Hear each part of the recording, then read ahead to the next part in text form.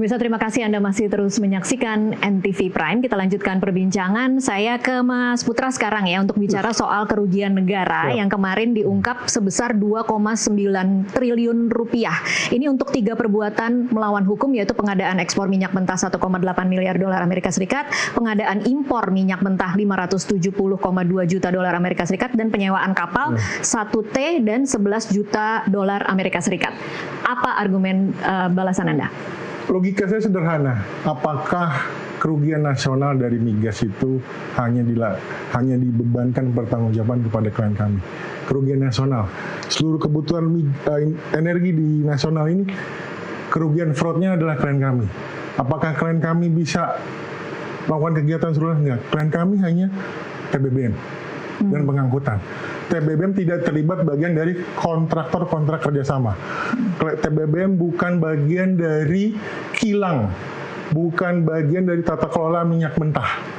Dan kalau sederhana kami, kalau kita bisa sama-sama mengadvokasi melihat, kita lihat annual report dari PT Pertamina dari 2013 ke 2023, setidaknya saya mencatat sekitar 32 miliar USD. Pertamina menerima keuntungan. Tapi kalau melihat angka-angka ini, Mas Putra, Anda memahaminya bagaimana sih sebenarnya cara penghitungan kerugian yang terjadi ini? Kalau saya melihatnya lebih dari jaksa penuntut umum membuatnya lebih pakai menggunakan metode deduksi secara generalisasi.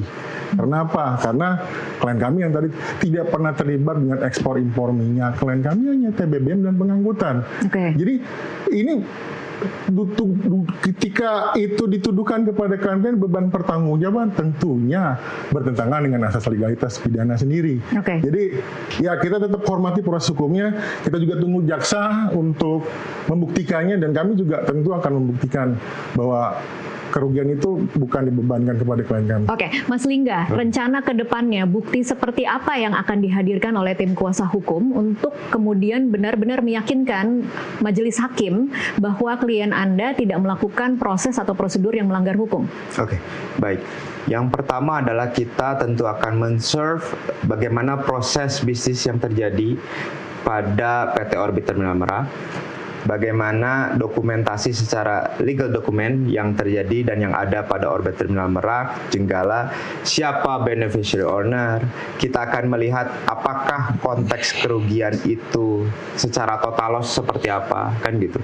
Dalam artian yang kita hadapi adalah dalam pemahaman kami melihat adalah kerugian yang terjadi adalah semata-mata disebabkan oleh klien kami. Nah, karena demikian, kita akan berupaya agar yang pertama adalah kita akan membuktikan bagaimana bisnis yang kita tawarkan dan bisnis yang kita jalankan adalah bisnis yang proper. Lalu kita juga akan melihat bagaimana peran yang dimiliki oleh kami ataupun yang beririsan dengan dakwaan terhadap klien kami, yang tentunya itu sangat bertentangan dengan proses dan fakta yang ada. Intinya kalau dari Anda yakin bahwa klien Anda tidak melakukan kesalahan ya? Dalam secara data dan fakta yang kami terima tidak. Baik. Saya kembali lagi ke fakta bahwa ini kemudian dipersepsikan ayah anak ya. Komunikasi terakhir klien Anda dengan Pak Riza Khalid itu kapan? Untuk komunikasi kami tidak tahu ya pastinya, tapi yang setahu kami tidak ada komunikasi. Namun yang pertama ketika bicara keterkaitan ayah dan anak, ini pasti akan dikaitkan dengan beneficial owner dan juga mungkin borto atau personal garansi. Perlu kita yakinkan bahwa dalam artian personal garansi pada proses peminjaman itu business as usual. Itu bisa saja terjadi. Mbak Tasya ingin mengembangkan bisnis, dalam rangka pengembangan bisnis pulang ke Indonesia, mengembangkan bisnis untuk proper, bagaimana melakukan bisnis dengan baik, butuh pembiayaan kan tentunya. Dalam hal konteks pembiayaan memerlukan PG, siapa yang pertama kali Mbak Tasya hubungi? Kan pasti bisa saja orang terdekat, saudara, siapa. Dan tentu pada proses personal garanti itu kan dilakukan secara proper. Itu kan bicara konteksnya keperdataan dan bisnis as usual. Namun demikian kita perlu ketahui bahwasanya mengenai personal garansi itu sudah tidak ada. Dan full pada saat dalam konteksnya pengadaan kapal tentunya itu personal garansi dilakukan oleh klien kami, Pak Keri. Jadi kembali ketika dalam hal berbisnis, bisnis adalah bisnis dan hubungan keluarga adalah hubungan keluarga. Tentu ada hal yang perlu dibedakan gitu. Jangan semata-mata karena ada hubungan darah lalu bisnis semua bercampur aduk. Tidak demikian. ini perlu kita informasikan. Oke, baik. Tapi kan faktanya bahwa saat ini bapaknya juga berstatus sebagai tersangka, anaknya sudah ditetapkan sebagai tersangka, sekarang terdakwa dan menjalani persidangan. Kemudian orang melihatnya kan memang apakah ada tawaran justice kolaborator, ataukah yang kedua pertanyaannya adalah apakah strateginya memang ingin berhenti di Pak Keri saja supaya kemudian Pak Riza Khalid tidak membongkar pihak-pihak lain yang terlibat dalam kasus ini? Oke. Saya rasa tentu kedua subjek ini, maksudnya baik Pak Keri ataupun Pak Riza Khalid, tentu memahami dalam konteks legal secara proper.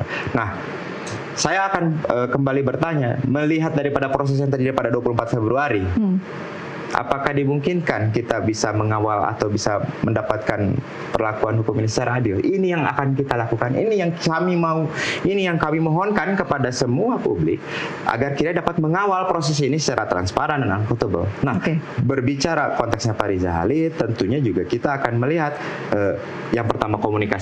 Tidak ada, dan bahkan ya kami berharap mungkin lepas ini kita bisa komunikasi atau seperti apa.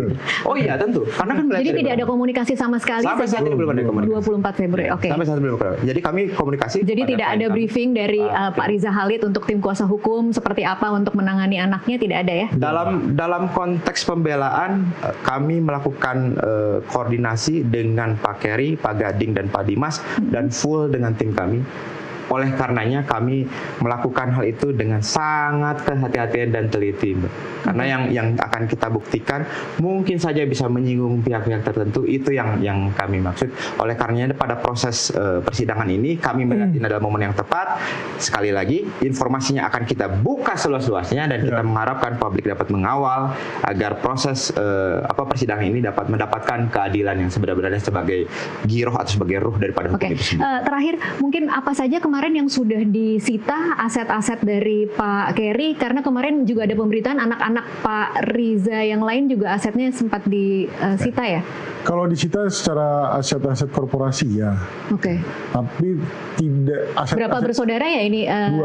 Dua bersaudara. Oke. Tapi aset-aset korporasinya bukan hanya aset korporasi terkait dengan migas, tapi aset-aset perusahaan usaha yang sudah dilakukan oleh Pak Keri sebelumnya. Oke. Kisahnya, rekening semua. Itu semua disita? Iya. Oke. Termasuk adik kandungnya, ada beberapa rumah juga sudah. Rumah pribadi? Iya. Oke, baik. Terakhir, bicara dari terkaitan kita belum tentu. Iya, lagi-lagi emang untuk membuktikan itu perlu bukti-bukti lagi ya begitu. Oke. Terakhir, harapan klien Anda, kasus ini akan berakhir seperti apa, Mas Lingga? Tentu harapannya adalah yang paling pertama untuk diinformasikan, kami berharap mendapatkan sebuah proses hukum yang fair, yang adil, yang tanpa melihat fungsi kedudukan atau siapapun itu juga. Satu hal yang ingin saya informasikan kepada Mbak, dalam persidangan terakhir di 20 Oktober kemarin, satu pertanyaan yang paling menyentuh kami adalah pertanyaan dari Pak Keri, Pak Muhammad Keri Adrianto. Dia bertanya kepada saksi yang dihadirkan oleh jaksa penuntut umum, dalam artian Pak Alfian dan Pak Hanum. Tapi satu pertanyaannya adalah begini, Bapak, bagaimana bila orbit terminal Merak ini berhenti beroperasi? Mbak, orbit terminal Merak ini sebagai penyangga, sebagai strategic petroleum reserve, sebagai pencadangan. Singapura memiliki SPR 90 hari, Korea, China 160 hari. Kita belum memiliki SPR yang baik. Pertanyaannya seperti tadi dan dijawab dengan seperti apa? Bila mana terjadi gangguan dan kendala, maka Jawa, Sumatera, dan Kalimantan terganggu. Dan ini bisa saja menimbulkan chaos. Jadi, utamanya adalah di mana kerugiannya. Ini yang menjadi satu pamungkas pertanyaan dari klien kami. Karena sekali lagi, kita berharap dalam proses ini yang mana yang benar, mohon dibenarkan adanya, yang mana yang salah, salah. Karena apalagi yang menjadi masalah, kita tahu itu salah tapi dibenarkan. Jadi kami berharap dalam silaturahmi sore hari ini juga kita meminta agar sekali lagi proses hukum ini dikawal, agar keadilan sebagai sarana hukum memiliki tujuan untuk mencari keadilan yang sebenarnya untuk klien kami. Oke, Mas Putra mungkin mau ada yang ditambahkan sebelum saya Tambah dari klien kami tidak muluk-muluk dalam apa yang diharapkan adalah keadilan yang terdistribusi, bukan hanya untuk klien kami, tapi juga untuk masyarakat. tersangka-tersangka lain ya, atau seperti apa? Masyarakat. Secara menyeluruh masyarakat. Oke. Baik, terima kasih Mas Putra dan Mas Lingga untuk waktunya bersama kami di NTV Prime. Pemirsa, demikianlah NTV Prime untuk saat ini. Saya Tasya Lutmila undur diri. Terima kasih. Sampai jumpa. Udah. Thank you.